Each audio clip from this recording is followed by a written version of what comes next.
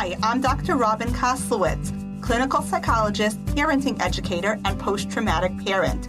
Welcome to the Post-Traumatic Parenting Podcast, where we learn to provide our children with a healthy childhood, even if ours was anything but. Or maybe we had a wonderful childhood, but recent events in our lives have left us reeling. Let's face it, after 2020, we're all post-traumatic parents now. Welcome. Hi, everybody. Welcome to another super exciting episode of Season 3 of the Post-Traumatic Parenting Podcast.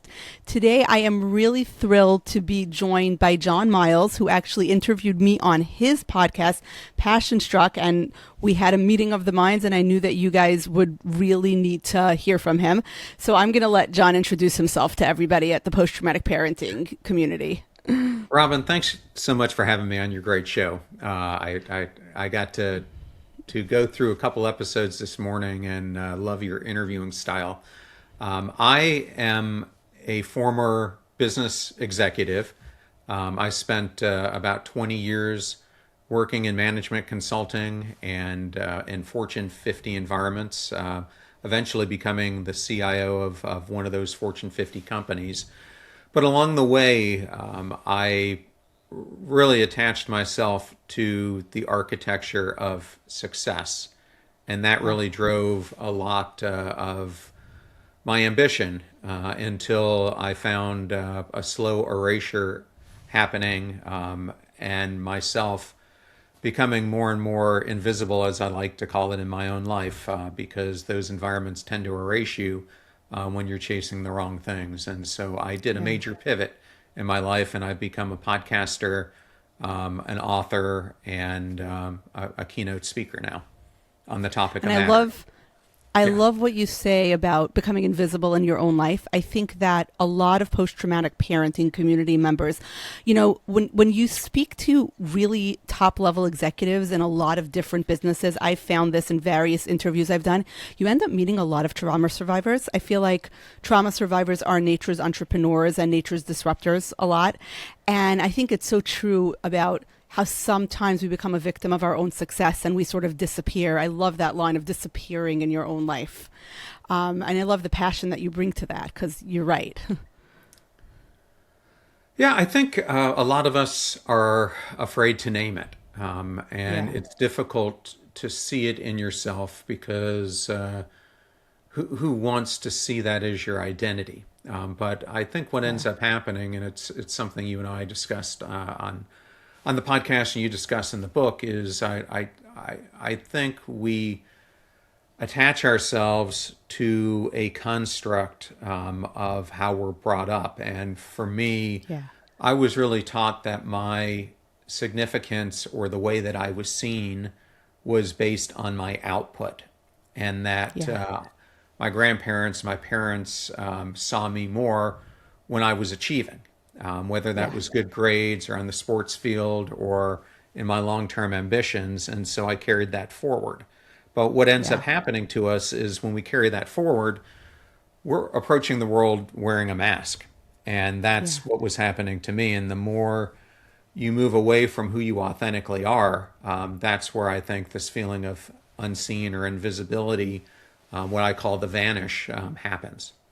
Yeah, I love what you're saying. And I think it's so true. So many of us, when we have a traumatic background, the one thing, very often it's because you're in some way in your family of origin not seen as a worthy human being simply because you're a human being, but you can document success being a human doing, right? Like I got straight A's, I had a perfect attendance record, I earned this amount of money, I got promoted, I got the corner office, and we get used to that. And it's so true that the more we get used to that, paradoxically, the less seen we are as human beings. It's so true. Well, in the environments that we're in, especially many of the corporate environments like the one I was in, it's a system of erasure. And you don't realize it when you're in the system. It takes a little bit to observe how much you're ghosting in your life. It's like a slow fade, so to speak. Tell me about mattering and how you came up with that concept.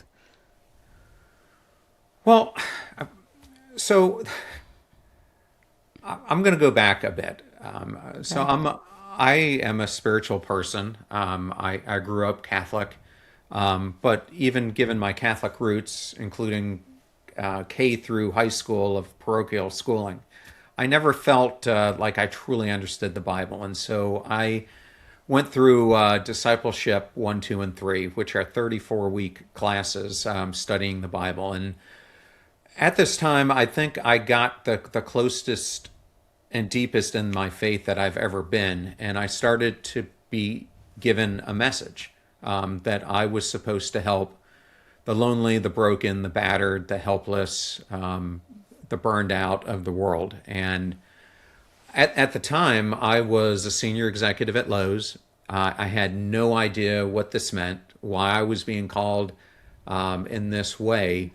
But as have spent the past decade plus studying it, we now globally hear of 40% of high school kids are consistently sad or lonely. We've seen the loneliness epidemic not here just in the States, but around the world. We see hopelessness, we see burned out, we see disengagement. And the more I began studying all of this, those are symptoms of something much larger. And I believe Yeah. it's us losing our sense of mattering. And when I'm talking about mattering, I'm talking about something that's deeper than just self esteem or confidence. Mattering is a felt sense that who I am has weight here, that my feelings register, and that my presence makes a difference to someone Yeah. else. But more than that, there's also a reciprocal component of this that to feel like you matter, others need to make you feel it as well. Yeah. Yeah, I think when you say mattering, it's such a simple word, but it carries so much meaning, right? Like, because it's true. I think there's a lot of, especially teenagers, who don't feel like they matter. Maybe they feel like a cog in a wheel. Like I show up to high school and I do my work and I go home, but they don't feel like they matter on a deep fundamental level, like a robot could show up to school and do math and go home, right? It's not human. Well, and I think there's also out there's pressures on kids, and then there's the convergence of pressures on so many adults that erode the feeling. Some of the biggest ones being chronic stress, social comparison, which is all around us, social media, the disruption of routines that we have, distracted caregiving, and fewer places when it comes to kids that they feel unconditionally seen. Yeah. Yeah, it's very, very, very true. And I love what you're saying about like you felt called to a mission because, in my book, in Post Traumatic Parenting, we talk about how true healing from trauma is this idea of AIM, acceptance, integration of what happened, like acceptance that this truly happened and Right. there's nothing I can do to change it, integration of the wisdom that I've learned, and then creating a mission. And for you, that mission is clearly helping kids and helping people understand mattering, which I think is such a crucial mission. Well, it is, and it for me it started from a very personal place when I was a kid. I was between 5 and 6 years old. I was living in Bay Village, Ohio, and had a great neighborhood. We lived in the end of a cul-de-sac, and we had one of those neighborhoods that all the kids showed up in, and we were engaged like we were many days in a game of tag and running away from each other. And unfortunately, my neighbor was chasing me, and I was running away, and he pushed me from behind, and I went head first through our basement window, Uh, which, if anyone's from the Midwest, you know what those basement windows are like. And I woke up, blacked out, woke up in the hospital with tubes connected to my head, getting the pressure off my brain. And coming out of this, at even that young age, I knew my life was never going to be the same. And I developed migraines. I developed amblyopia, which is a lazy eye syndrome on the side of my head that I yeah. got hit on. I had speech impediments, sensory and processing, learning disorders. And the last thing in the world that I wanted at that point as that little kid was attention, because the type of attention I was getting from that point forward from my classmates was negative attention. And so Yeah. I really went further and further into my own isolation at that young age and kind of disappeared within myself, because there was nothing I wanted less in the world than a teacher calling on me in class, because my brain and my speech would function at completely different rates. And so I never knew what was going to come out of my mouth, but there was a high likelihood that it wasn't going to make sense. Wow. How did you even overcome that? Like, that's like a traumatic brain injury at a time that we didn't know traumatic brain injury very well. And now you clearly can speak, and all of that is connected to how, like, what helped you retrain your brain? So a couple things, but one of the most foundational elements was while my classmates were in normal English class, I would have to leave the classroom, and I called it like the walk of shame, because I knew that they're staring at me out the window as I'm walking away. And we had a speech therapist who lived across the field, and we would go over to her house. I say we, there was more than just me who would go see her, but I would go see her. And at first, man, I hated it. I hated every single thing about it. One, because she was having me do something I absolutely didn't want to do, but two, because of the stigma, even at that young age, that it brought from the stares from the other kids. But what she taught me was really life changing. She really taught me at a young age that either I could be a victim of what was happening to me, or I could make a choice to try to find a way through it. And I decided to take that other path and started to learn different ways to adapt. And it wasn't easy. It's never been easy, because for me, learning is extremely difficult because of the sensory and processing disorder, which I still have today. But I just learned I had to work harder. And then I also had a lot of coordination issues. And so doing a paper out when I was in fifth grade helped a lot of those balance issues when you're having to carry so many papers on you, that I just found ways to work through it. Yeah. It's not to say that I'm still not impacted on to this day, because when I was in the military, I had even more traumatic brain injuries that made I can the imagine. consequences worse. And even now, speaking like this or speaking on a stage is worrisome for me, because I still have times where my thought processing and my speech don't align all the times, and I struggle for words. Wow. I mean, I feel like as a mom who has, had to get a kid to go to their speech therapy, or to their, to their OT for their lazy eye therapy or things like that, like, it's just that reminder for every post-traumatic parent that, like, when we ask our kids to do these uncomfortable things, and they don't want to, because newsflash, most little kids don't want to go to like OT after a full day of school, but it really does have an impact. And the way you looked at it as, all right, this is a challenge, I'm either gonna sort of succumb to it, or I'm going to say, okay, this is what happened to me, I'm going to work with it, because the alternative just isn't great for me. But you had that fortitude Yeah. to make that choice. I did, and I am so grateful to her. I also think, in addition to kind of the conditioning that I talked about from my parents and grandparents, when you throw this on top of it, it makes that feeling that you have to achieve, especially from the depths of the scrutiny that I had from my classmates, who were my classmates all the way through high school. Yeah. It made me kind of live in the shadow of achievement culture. and Yeah. never feeling like I was enough. Yeah. And it's so sad because it sounds like you were achieving despite the odds. Like, when we say, like, as a kid living up to their potential, you were clearly exceeding your potential in terms of like having a traumatic brain injury, and yet you never felt like you were enough, which is sad. Yeah, I have to tell you something, and it's kind of sad. Sometimes parents can be the worst, but not too long ago, my father, who's now 87, told me a few years ago that I had achieved far more than he ever expected that I would, which I Wow. think he meant it to be a compliment, but to me, it was symptomatic of the Ouch. judgment that I felt my entire childhood, which I think is the Wow. firstborn.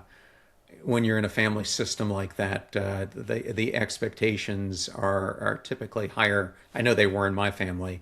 My Yeah. my my sister had it a little bit less worse, and my brother, who's 6 years younger, had a completely different upbringing because I think by then my parents had completely different expectations. Yeah, yeah, it's very hard because on the one hand, I hear the way you use that achievement motivation well, but then on the other hand, the achievement motivation without the sense of being enough simply as you are sounds very draining. It sounds very sad. Yes, at times. Is that what, is that what inspired you to write You Matter, Luma? Like just to get to sort of give any other little kid like you that message? Like tell me about the book. Well, that was Robin. That was a part of it. I have two adult children at this point who are 21 and 27. But when they were younger, they loved to read, and I watched them both though struggle mightily, both with academic weight and also social comparison issues, etc., that I think so many kids are facing today. That Yeah. for one of them especially, it hit harder.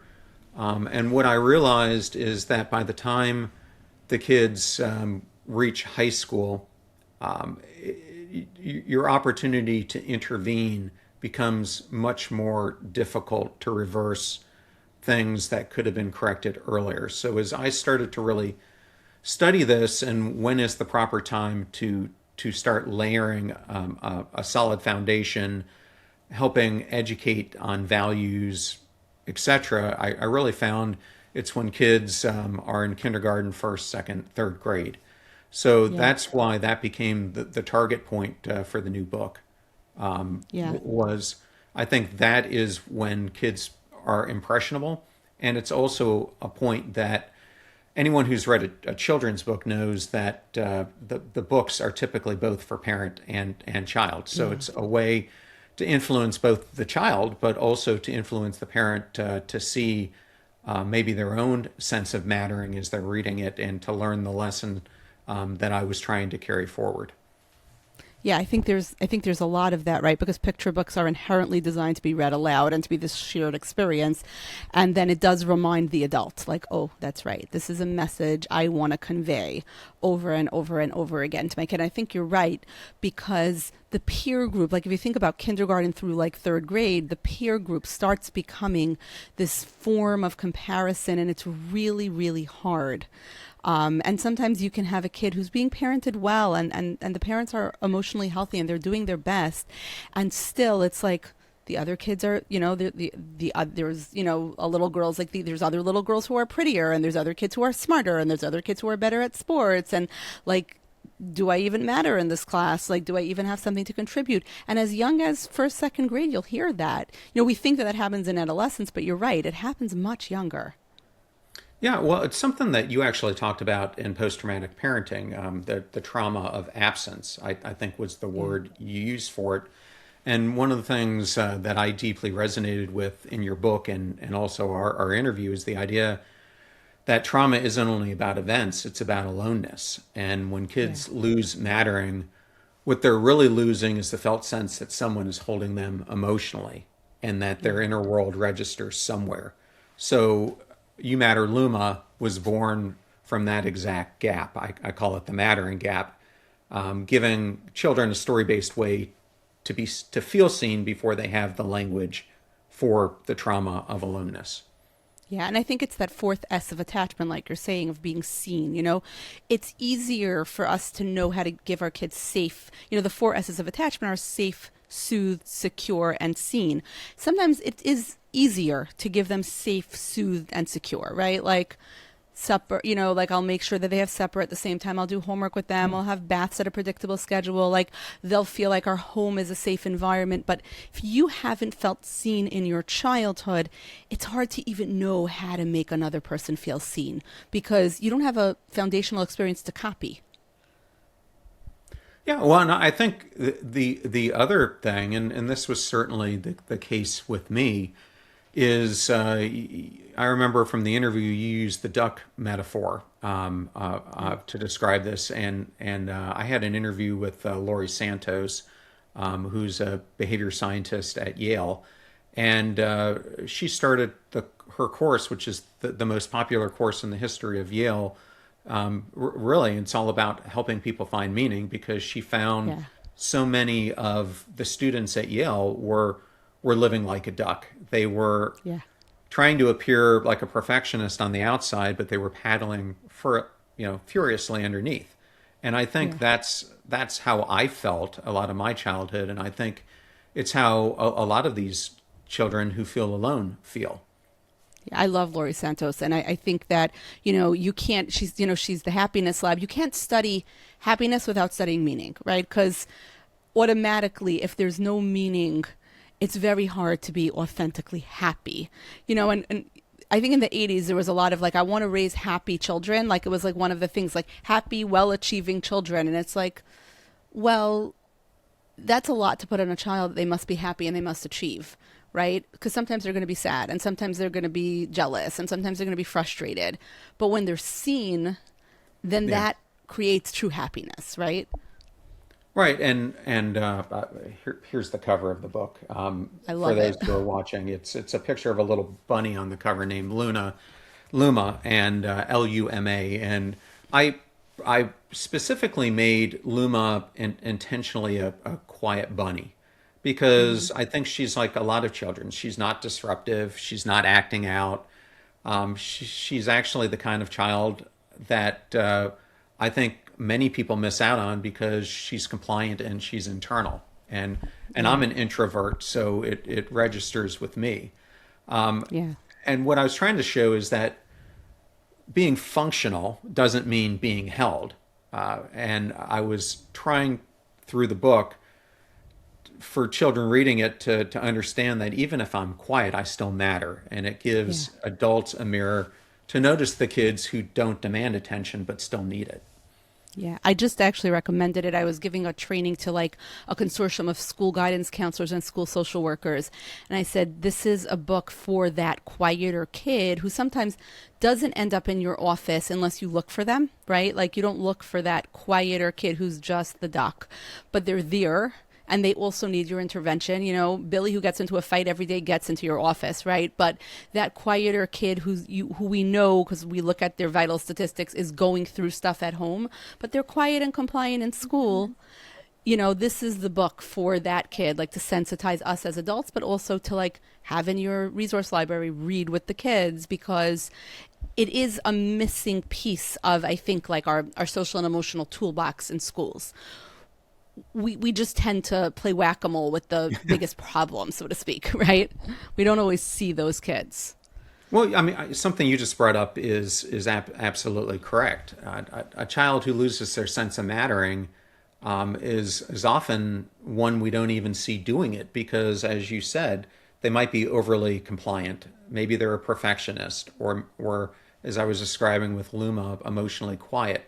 But these are the kids who may stop asking for help. They may seem easy, but inside they're managing everything alone. And that's what I know it was like for me.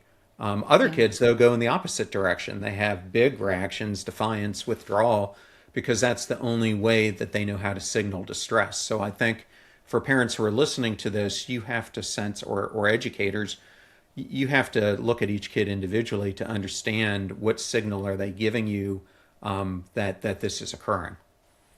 Right. And I think sometimes when the vital statistics say there should be a problem and the kid is just quiet and compliant, then that's also perhaps a child who doesn't feel like they matter. And like, it's our job to look beneath that and ask or make that kid feel seen. Even just saying something. I was just talking to a parent, and you know what? I'm actually going to email her after this and be like, I have a picture book for you to read. Cause like I gave her some like adult books like for her, but her life situation is such that there are a lot of crises right now. There's a big medical crisis in her family and some smaller ones and a lot of high needs and then some kids that are floating along. And she said, I can't change the situation. Like I am so stretched. I am because of the health situation, I'm basically a single parent. And then there's a giant health situation in my family and I'm dealing with that. I have no more time and no more, like there are no more resources. The situation absolutely stinks. It's terrible. It's like unfair. It's one of those like difficult situations where like she was plunked from one story into another story because of a devastating thing that happened. Yep. And, I don't have any more resources for my other kids. And I said, but the one thing you could do is make them feel seen. Like I know that we don't have the money that we used to have. I don't have the resources. I don't have anything, but I see you trying. I see you going to school every day. I see you helping out quietly.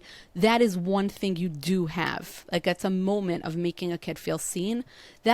You're right. You don't have a lot of bandwidth, a lot of resources, a lot of anything, but you can do that. Right? And perhaps that's all you can do for now. Perhaps we need to get some social services agencies involved. Perhaps we need to get some charities involved, right?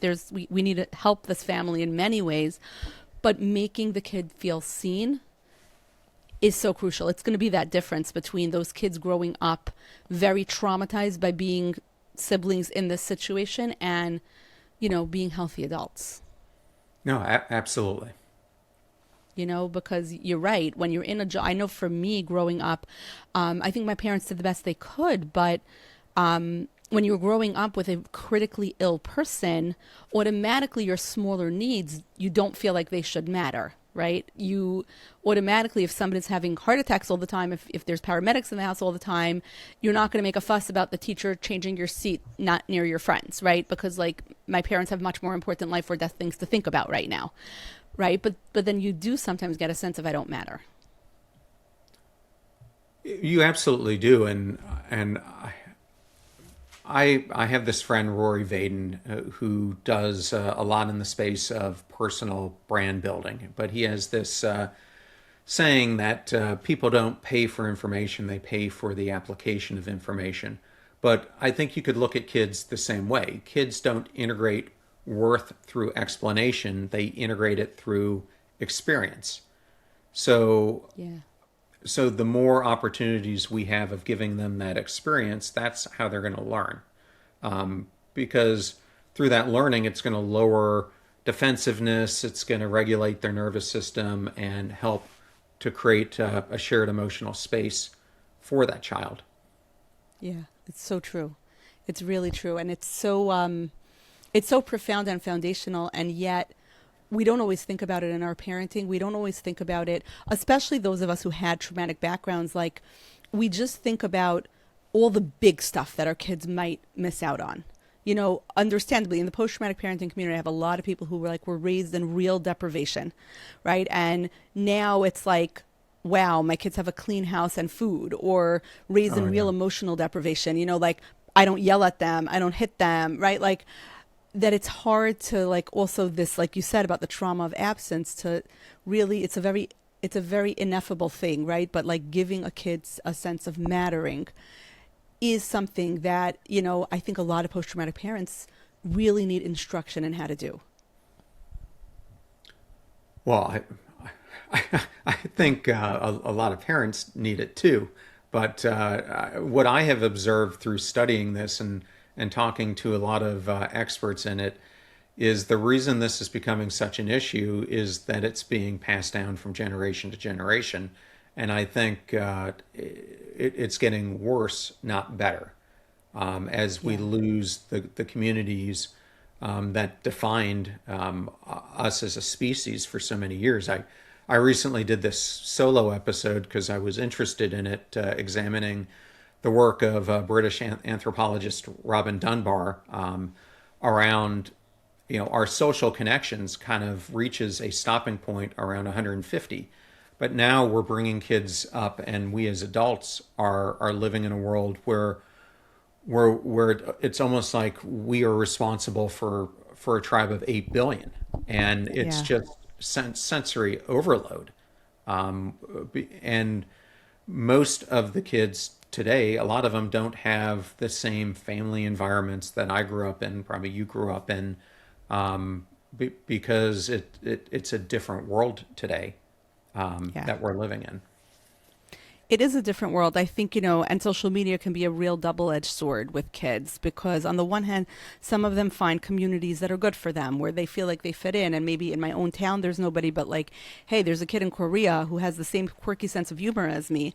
But then there's also that impersonalness of, especially like the little kids who are on social media and looking for followers and likes and things like that. Yeah. And that becomes their sense of self. It's risky. It's very risky.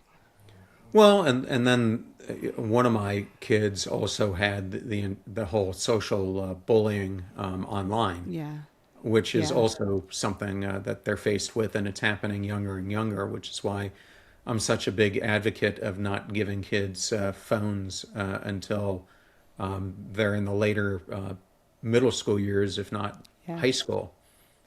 Yeah. And what's funny? It's a hill I'm going to die on. I agree with you. Like, my kids all know this. This is like the one thing where, like, okay, if I'm just the most unpopular mom in the world, I will be. But yeah, we're not doing social media till you're over 21, because it just messes your sense of self. It really, I see it even with me, right? I'm in my 40s, and like when I started, to create a book platform going online, the way you feel when like you work really hard on a reel or something and it just doesn't have the impact you want, or, something stupid that you hate does have the impact that you want. You're like, what just happened? It's just, it can really mess with your sense of self. And I think until your sense of self is fully formed, I just don't want you doing it. So that's, and I'm lucky that my kids go to private schools where no one's allowed to be on social media. No one's allowed to have smartphones till you're out of school. So like this, it's also, I'm just going to enforce a school rule. But I don't know, honestly, how you form a sense of self if you're on TikTok, Instagram, all of those platforms from a young age. No, it warps it for sure. You're letting so many hidden influences into that ecosystem at a time when these kids are so vulnerable to peer pressure and a lack of a fully formed identity. So I completely agree with you. And if it's you a would hard ask, one. Yeah, if you would ask Right? most of the tech CEOs who are leading these companies, ask them if they're allowing their own children to have these devices. Right. I think there was a famous news story that in San Francisco, where all like the tech giants send their kids to school, there's like a school where no one's allowed to have smartphones until they graduate from high school. And these are the kids of the people making those devices and making those, like programming those apps. So, tells you something. But yeah, I think it's true, because I even see with myself when like, my phone is claiming my attention when I'm around my kids, and it's like, I have to pay attention to my kid right now because they won't feel like they matter, right? Like if a text is more important than your very excited story about what happened in third grade, even if it's a very important text, right? Because sometimes they're very important texts, it's still not as important as you, right? And if I'm unintentionally sending that message, that's a bad thing. Well, right? and I think don't that's wanna an do that. important message for parents who are carrying their own trauma is that one of the most important things you got to remember is that you are supporting your child's emotional world, and you don't need to be perfect. You just have to be present for them. And I think what trauma does is because I experienced a lot of trauma, I think what it did for me is I kind of always felt like I needed to fix everything for my kids. But what children need, it's not repair, it's not perfection. It's small moments of attunement, like you say, that matter the most, more than coming up with some big parenting strategy. Yeah, and I think So you're so right, and I think it's true. We do want to swoop in and like rescue them, and smooth their path because we don't want them to feel as alone as we did. I know for me to keep myself honest, I take my kids on little walks, like each kid, because I have a few kids very close in age, and they all want my attention at the same time. And we have this rule: each kid gets to come on this little walk with me around the neighborhood, and my phone is there because I use it as a light just because it's pretty dark, but it's off. Like it's on airplane mode. Just the flashlight is on, and like nobody can text me, nobody can anything. There's nobody who really needs to reach me for like the 15 minutes it takes to walk around the neighborhood, depending on the age of the kid and how fast we walk. It's fine. And that way they know they each get this private time to talk with me most evenings of the week. And that's when I can hear about their grade politics or, who didn't get picked to play basketball today or what the teacher said and was that a compliment or an insult and just all that stuff that sometimes when your little siblings are around, it's hard to talk about. And sometimes when mom's phone is a distraction, it's hard to talk about, Oh, absolutely. Because it's hard. We have to keep ourselves honest. And sometimes the only way to keep myself honest, like I could say I'll have self-control and I won't look at my phone. But sometimes, stuff is happening, right? Between being a psychologist and having patients. And sometimes my secretary is texting me or with my book and being on book tour recently, my speaking engagement, they're moving it from this time to this time. And they just want to know if I can get there early or whatever. Like these are important texts, but not as important as making my kids feel like they matter, right? Like you're just reminding me that and every so often, that means I may forget an important email. Like that might happen.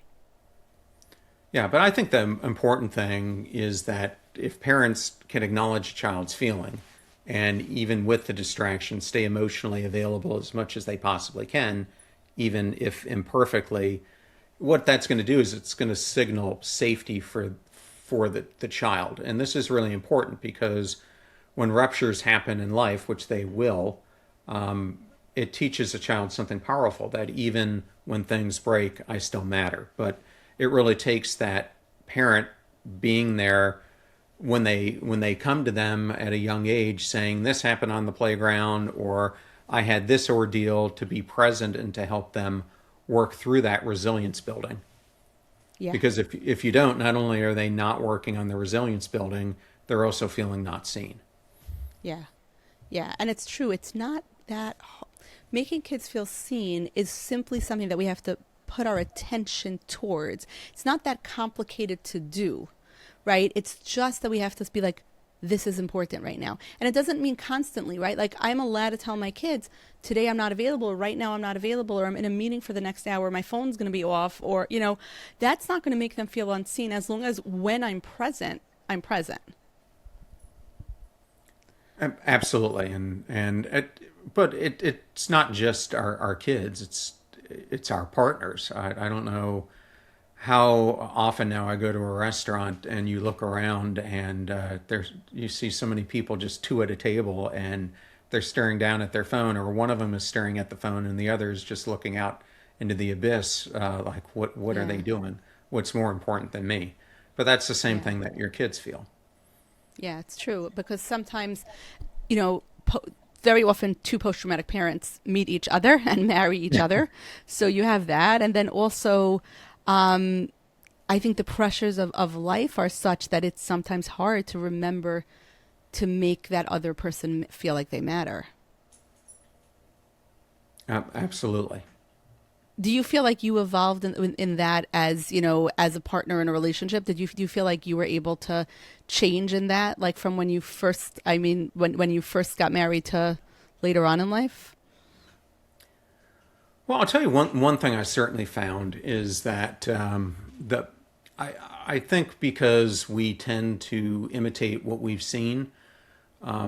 My kids are also 6 years apart, and I found when my son was born, through probably the first 18 months, I was starting to go back to the way I was parented. And it took a tremendous effort for me to recognize it. It wasn't something that my wife brought up. I was seeing it in myself. And I knew that I wanted my kids to grow up differently than I did. So it was very difficult for me to step back and to realize that some of the way I was being critical or helicopter parenting, or the questions I was asking him even in a young age were setting him up for the same failure that I was going to go through. And so from that perspective, I had to really adjust my parenting skills. But I think as I've gone through life and have observed the kids, I think I became a better parent to them by trying to put myself in their shoes and what they were going through, and trying to be understanding of the conditions that they're facing, which are much different environmentally than what I was going through. But I think it was also trying to create a house environment where we allowed them to be imperfect. We allowed them to ask questions and to fail, because I certainly wanted them to make mistakes, especially big ones, while they were still at home. Because if you're not given that opportunity when you're young, you end up making those mistakes when you're an adult, and then they're much, much more costly and harder to recover from. You must have seen that, like in the workplace, like kids who were coming into the workplace first making mistakes because there was no helicopter parent there suddenly, and like that must have given you some insight into, got to raise my kids different. I mean, that was a big part of it. I think one of the problems we have in the workforce, though, is oftentimes we don't look at a whole person. We look at them in the job that they are performing, not even the job before that. But I think one of the biggest issues is we don't look at the whole person and what they want to achieve both in work and what's going on outside of work and their long-term aspirations. And that's another breakdown. But definitely, if a person is feeling this lack of worth at work, it's definitely going to carry then back into the house. But if they're feeling it also from their partner, on top of that, then you've got a much larger issue where all of that fearfully is going to get pushed back on the kids out of resentment or out of frustration or something else. And then the cycle just perpetuates. Yeah. That Exactly. makes so much sense. So was it your wife who was like sort of opening your eyes to it? Like, hey, you said you wanted to do this differently. Are you doing this differently? Or was it like your own sense of like, I'm not doing this the way I had thought I would? I think it was my own sense. And I think in some ways it was more, it was also my sister. Because my sister, who was a social worker, really spent a lot of time kind of analyzing the behavior patterns of our parents and what it caused. And so she and I would talk a lot about how we wanted to raise our kids differently. So she also became that guidepost for me when we would talk about, or she would observe how I was parenting, and she would also say, John, you're being just like Dad, or, and that would wake me up too. Yeah, that's very cool that you had that shared history and you were able to like reflect on it together and say, hey, here's how to break this cycle. Here's how to make this different. That's very cool. Have you had like conversations with your kids as adults, like reflecting on their childhood? Not as much with the 21-year-old, with the 27-year-old more. And they were pretty, sometimes painful discussions because, after 22 years, I got divorced from my previous wife, and that was traumatic on both kids. I think my younger one still holds a lot of it inside. My son was more verbally vocal about it, and so there was some powerful, I think, healing that had to happen as a result of it. And he was about 16 when this happened, but I think it unearthed, as it always will, feelings of resentment or whatever they might have felt earlier in their life.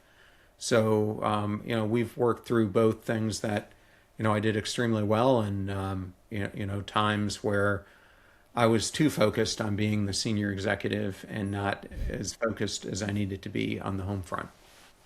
I think that ability to repair with our parents in adulthood, like to have that conversation, hear the feedback, acknowledge, take responsibility for the things that we didn't do as well as we would have liked, and then also, talk about the good parts too. I think it's such a gift. I mean, I know I did not get to do that. I did not get to meet my parents as an adult, in the sense that my father died obviously when I was young, and my mother, by the time I was sufficiently at my healing journey to be able to do that, she had dementia.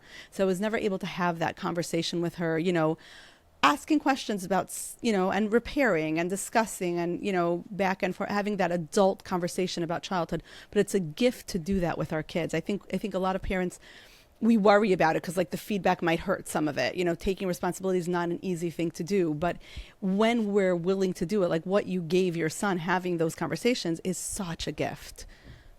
Yeah, and I think looking back, the one thing, when I look at my father, and then I look at myself, my father grew up in a very difficult household. He had a very strong-willed father who was an alcoholic, and both verbally and physically abusive to him. And so that was what he modeled. And then he went in the Marine Corps, and he was in the Special Forces, and was only one of two people in his whole platoon who came back from that trauma. But he never went through any healing professionally.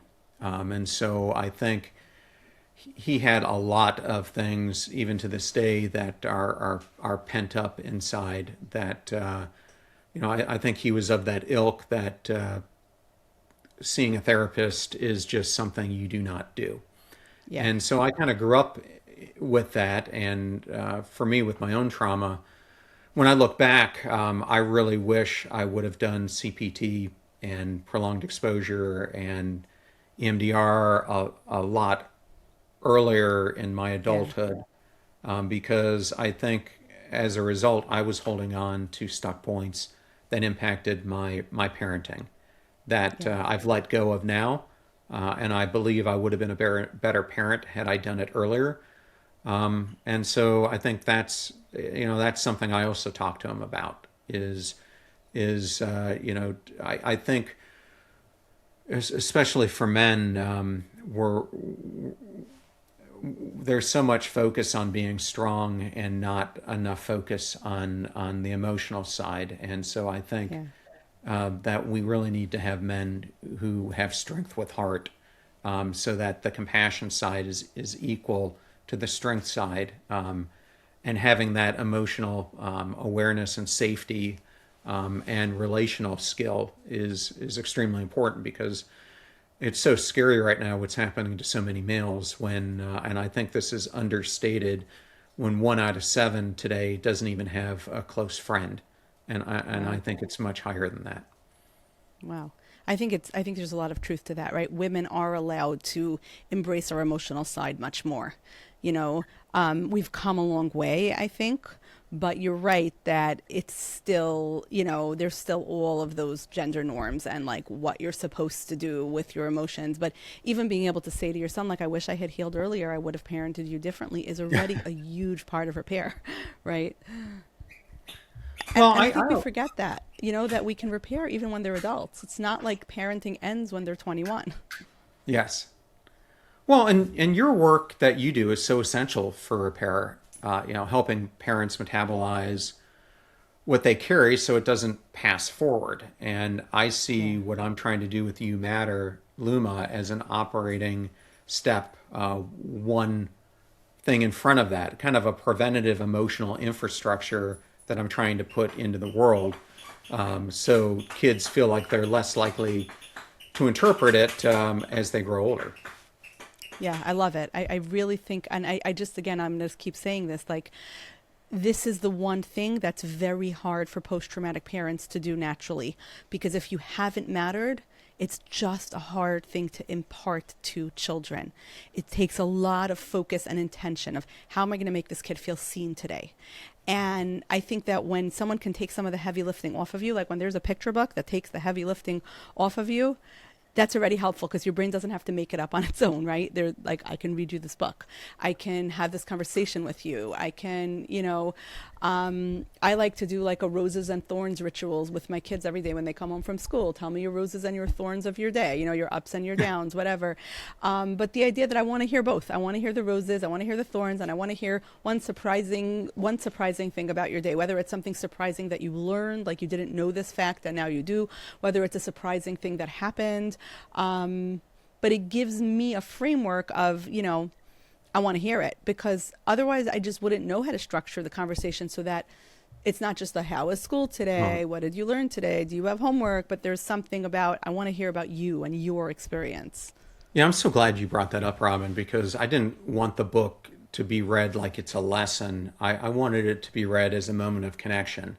What I picture in my head is a parent sitting shoulder to shoulder with their child, and when they're watching Luma in the story and they see her feeling invisible, having it be the perfect opportunity for the parent or a teacher to ask the child, have you ever felt that way? And realizing if the child has nothing to say, that's okay. But it opens up the opportunity to have those conversations. And I specifically put a series of questions at the end of the book to I love that once they were done, to allow the parent and child to have a dialogue. Yeah, because again, if you don't know how to structure it, then having the heavy lifting done for you is so helpful. And I think what's important for every post-traumatic parent to know is, let's normalize it. Even if you've done a great job parenting your kid and you've really broken cycles and you've done a good job, your child is going to have moments of invisibility, and that's normative. Like, that happens. You're just not picked. You raise your hand and the teacher doesn't pick you, or they're choosing teams and you're chosen one of the last players, or your story isn't chosen to be read aloud at the assembly, or whatever happens, right? Sometimes even the kid with the best attachment is going to feel invisible sometimes. So when they say that, you don't have to have that pit in your stomach of, oh no, I did it wrong, but rather, oh, so tell me about how you felt invisible. Oh, today when your best friend didn't want to sit with you and she ran off and sat with someone else, you felt invisible. Let's talk about it. Right? Like, even the healthiest childhood is going to have moments of invisibility in it. But if you see them afterwards and you're there to hear the story, that makes all the difference. Yeah, I think something that you just brought up might be important for the listeners. A lot of times people ask, what's the difference between belonging and mattering? And I had Dr. Zach Mercurio on my show about this time last year, and he came out with the book, The Power of Mattering, and we were talking about this, and you brought up this whole thing about being the last one to be picked on a team. So when you're picked on a team, that's your feeling of belonging. You feel like you belong. But I think mattering is a step beyond that. Mattering is when one of your teammates says something to you that makes you feel beyond just belonging on that team. Maybe it was nice catch, or it's that extra step beyond that that to me makes mattering a little bit different than belonging. Yeah, it's true. And I think also it's hard, I think, because sometimes when it comes down to like athletic abilities, or getting the right answer in class, or being picked for your acting or singing or dancing or whatever, and you're not talented, it's very easy to feel like I both don't belong and I don't matter. Like, in the end, the team had to take me because the class has to split up into two teams. So yes. I was picked second to last. I belong, I'm on the team, but like, nobody wants me here. And then when you do get that compliment, right? Even if it's the compliment of like, you inject a cheerful spirit here. You're the back row of the choir, but the choir teacher is happy that you're there. You can't carry a tune very well, but like, I'm happy you're here. You inject energy into the room, or, you're enthusiastic, or, it's very different than like, yeah, I belong here in the last row of the choir and I'm just going to stand here and, sing because I can't sing or dance. You know what I mean? Like, so Yeah. that was what I was picked for. But you're right. Belonging is a very low bar compared to mattering. Well, but just for your listeners, so they can understand how important that this is, there was a study that was done in 2024 called the Belonging Barometer. Have you read this? No. This thing is, they looked at, it was a nationally represented survey across the United States measuring belonging in 5 life domains. They looked at family, friends, workplace, local community, and the nation. And what they found was that on average, 64% of Americans report non-belonging in the workplace, feeling unsure or excluded. 67% report non-belonging at the national level, and this is the one that is the most worrisome. 74% experience not belonging in their local community, and 16% said they feel like they never belong at all. Wow. I mean, it's just, so when people ask me, why does this stuff about mattering matter so much? These statistics are hard to ignore. Yeah. No, it's very hard to ignore, and it's just like a quiet epidemic, right? Like, it could be the person sitting next to you on the train. It could be, the kid, if you're talking to kids, the kid sitting next to you in class, and just sensitizing kids so like you can actually make someone else feel like they matter, I think is also such an important lesson and such an important thing.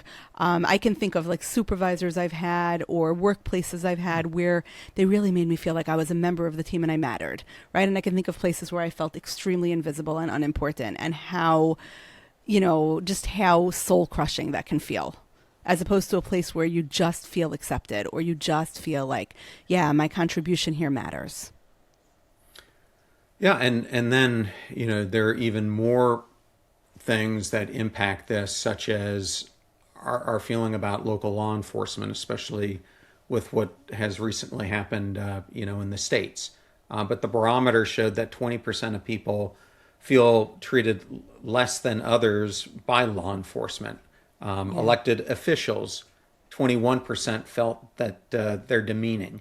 So, I mean, it's interesting how far this goes when you look at this felt sense that we have beyond ourselves. Yeah. And it's true that just giving people that dignity of noticing them as humans, right? Of noticing that they matter, sometimes it can be so simple, but it's so profound. And you're right. It can, I'm thinking now, like certain like patients of mine are coming up where people who really feel invisible and disenfranchised in various ways, and just how in some ways more pernicious that is than some of the more active traumas that I work with. Just that sense of being a non-entity, and just how hard that is. Absolutely.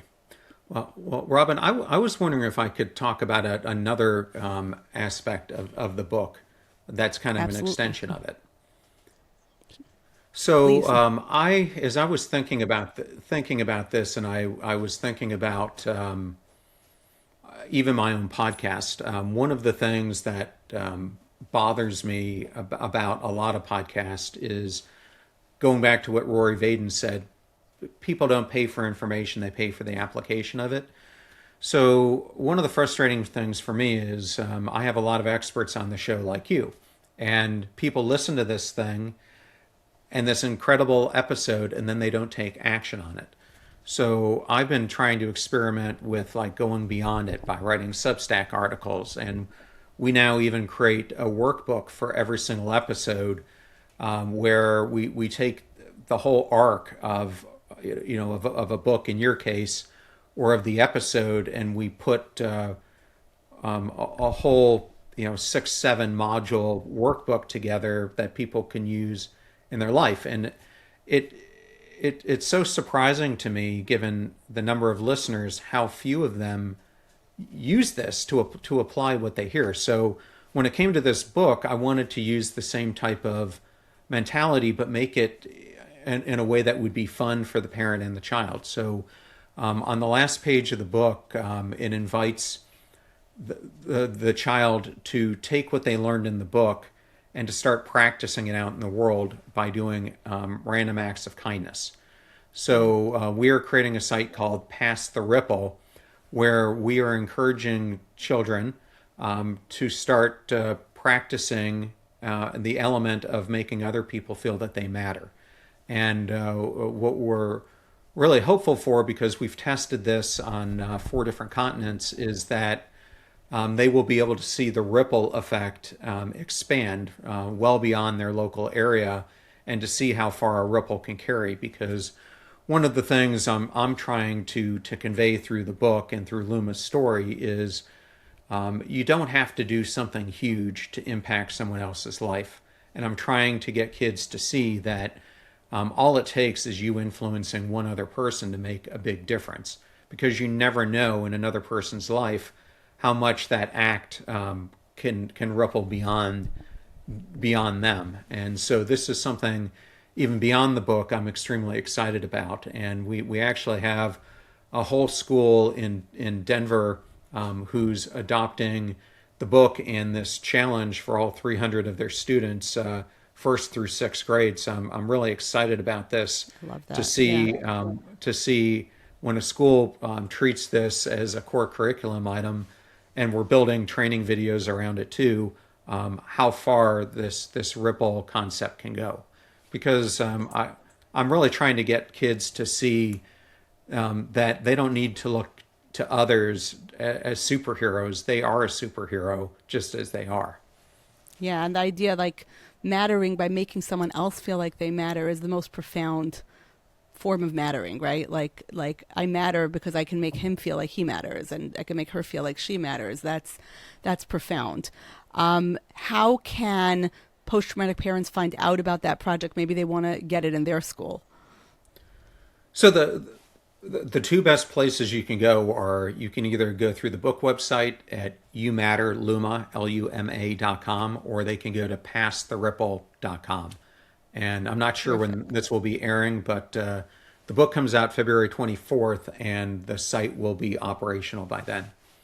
Right. And we're going to have everything in the show notes so everybody can find it and access it. And we're going to have the episode airing around the time of like the book launch, so that everybody, can find out about a resource that really will help them.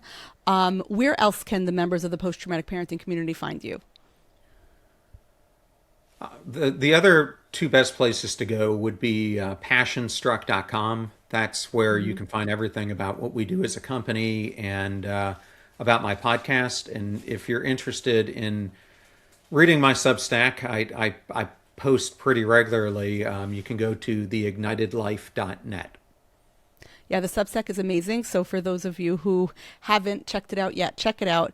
And Passion Struck's a great podcast, so add it to your feed. I know you can pretty much find it wherever you get podcasts, right? So I want everybody to check it out. And do you have any final thoughts that you want to share with the post-traumatic parenting community?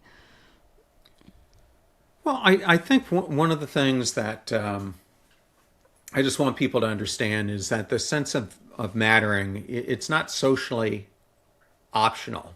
It's biologically wired. And so this isn't just a scientific principle, almost for anyone who's spiritual in any way. It crosses every single religion in one way or another, whether it's Christianity, Judaism, Hinduism, Islam, Buddhism. It is a fundamental aspect of our lives, and it's going missing for so many of us. So that's why it's such a huge thing for me.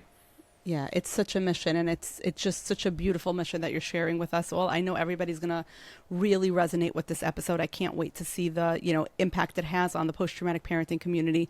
So thank you so much. And I wish you the best of luck. I know what book launches are like. They're a little stressful, so good luck with it. And I can't wait to see the impact this book has on the world. Well, Robin, thank you so much for having me. It's always an honor to get to speak to another person's community. So thank you for giving me this opportunity. I'm here on social media to be descriptive, not prescriptive. I'm here to educate, inform, and hopefully entertain, but never to treat. If listening to this podcast helps you realize that you need therapy, I am all for that. But podcasts aren't therapy. Please reach out to a mental health professional licensed in your jurisdiction. You'll be glad you did. Wish Post-Traumatic Parenting was a talk show, not a podcast? You have a question for me or for my guests? Great news. You can ask those questions by following me on Instagram. My handle is @DrKoslowitz It's also in the show notes. I love it when people reach out, DM, or post a question. Who knows, your question might spark an entire episode. Come join our community. We get it. We're post-traumatic parents too. Can't wait to hear from you.